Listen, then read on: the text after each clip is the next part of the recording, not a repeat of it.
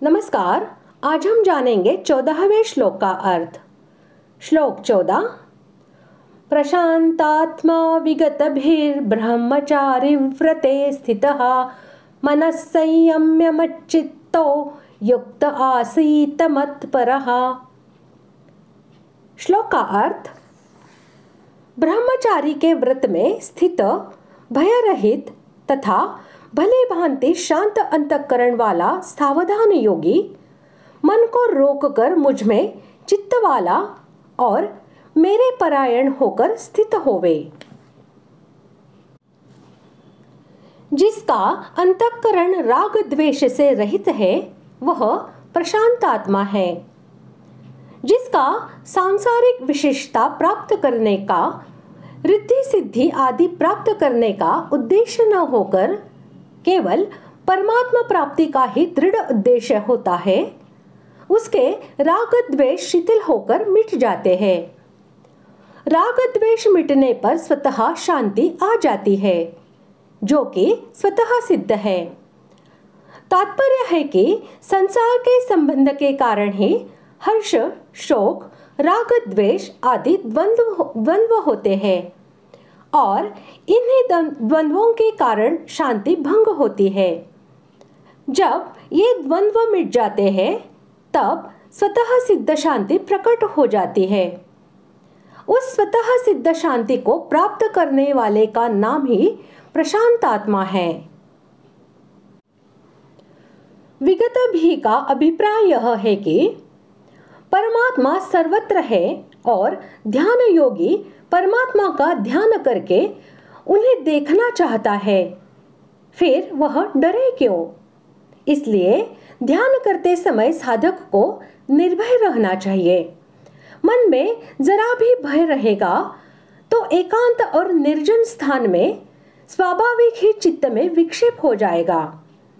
इसलिए साधक को उस समय मन में यह दृढ़ सत्य धारण कर लेनी चाहिए कि परमात्मा सर्वशक्तिमान है और सर्वव्यापी होने के कारण यहाँ भी सदा है ही, उनके रहते किसी बात का भय नहीं है। यदि कदाचित प्रारब्धवश ध्यान करते करते मृत्यु हो जाए तो उससे भी परिणाम में परम कल्याण ही होगा। सच्चा ध्यान योगी इस विचार पर दृढ़ रहता है, इसी से उसे विगत भी कहा गया है।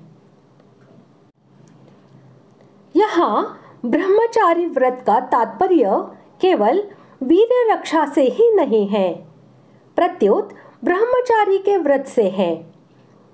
तात्पर्य है कि जैसे ब्रह्मचारी का जीवन गुरु की आज्ञा के अनुसार संयत और नियत होता है, ऐसे ही ध्यान योगी को अपना जीवन संयत और नियत रखना चाहिए। जैसे ब्रह्मचारी शब्द, स्पर्श, रूप, रस और गंध इन 5 विषयों से तथा मान, बढ़ाई और शरीर के आराम से दूर रहता है, ऐसे ही ध्यान योगी को भी उपर्युक्त 8 विषयों में से किसी भी विषय का भोग बुद्धि से, रस बुद्धि से सेवन नहीं करना चाहिए, प्रत्युत निर्वाह बुद्धि से ही सेवन करना चाहिए। यदि भोग बुद्धि से उन विषयों का सेवन किया जाएगा तो ध्यान योग की सिद्धि नहीं होगी। इसलिए ध्यान योगी को ब्रह्मचारी व्रत में स्थित रहना बहुत आवश्यक है। व्रत में स्थित रहने का तात्पर्य है कि किसी भी अवस्था, परिस्थिति आदि में किसी भी कारण से कभी किंचन मात्र भी सुख बुद्धि से पदार्थों का सेवन न हो, चाहे वह ध्यान काल हो चाहे व्यवहार काल हो। इसमें संपूर्ण इंद्रियों का ब्रह्मचर्य आ जाता है। ध्यान करते समय साधक को निद्रा, आलस्य और प्रमाद आदि विघ्नों से बचने के लिए खूब सावधान रहना चाहिए। ऐसा न करने से मन और इंद्रियां उसे धोखा देकर ध्यान में अनेक प्रकार के विघ्न उपस्थित कर सकती है। इसी बात को दिखलाने के लिए युक्त विशेषण दिया गया है। एक जगह न रुकना और रोकते रोकते भी बलात् विषयों में चले जाना मन का स्वभाव है। इस मन को भली भांति रोके बिना ध्यान योग का साधन नहीं बन सकता।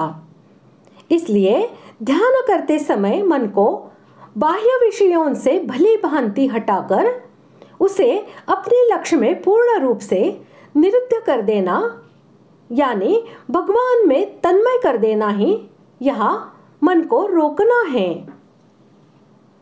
मच्चित्त का ये भाव है कि ध्येय वस्तु में चित्त के एकतान प्रवाह का नाम ध्यान है। वह ध्येय वस्तु क्या होनी चाहिए यही बतलाने के लिए भगवान कहते हैं कि तुम अपने चित्त को मुझ में लगाओ। चित्त सहज ही उस वस्तु में लगता है जिसमें यथार्थ प्रेम होता है। इसलिए ध्यान योगी को चाहिए कि वह परम हितैषी, परम सुहृद, परम प्रेमास्पद परमेश्वर के गुण, प्रभाव, तत्व और रहस्य को समझकर संपूर्ण जगत से प्रेम हटाकर एकमात्र उन्हीं को अपना ध्येय बनावे और अनन्य भाव से चित्त को उन्हीं में लगाने का अभ्यास करे।